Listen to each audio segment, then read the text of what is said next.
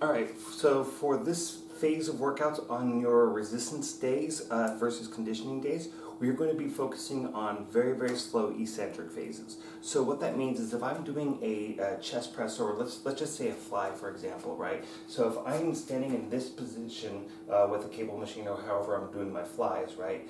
I want to come up at whatever speed I want to come up at. But once I get to this position, right, I want to 1, 2, 3, 4, back.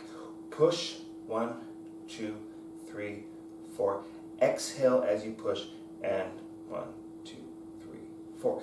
Conversely, if we're doing a pulling motion, obviously that's going to be a reverse of that. So if I was doing a reverse fly, I was standing facing the cable machine and my cords were crossed, and I'm pulling back to here, like in a reverse fly position.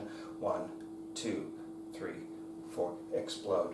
2, 3, 4. We want to have probably up to 3 minutes of rest between sets, so do it based on what your performance is. You should be performing at near or at the same level as you did on the first set.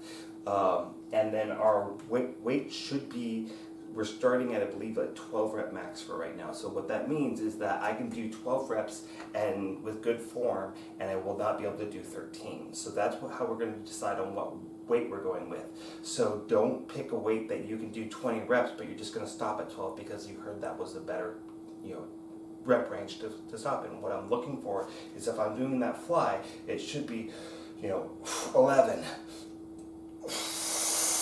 12, right? And then, no, 13 is not going to happen. That's what we're looking for. If we're not hitting that point of failure, then we're not pushing ourselves quite hard enough.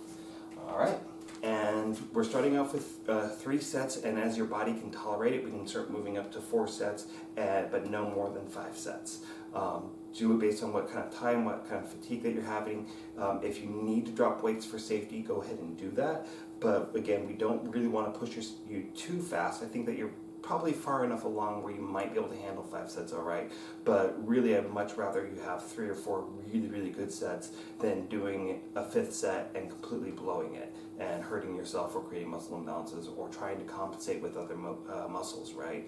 So really, really kind of focus on those clean reps and building a little bit more of that kind of endurance.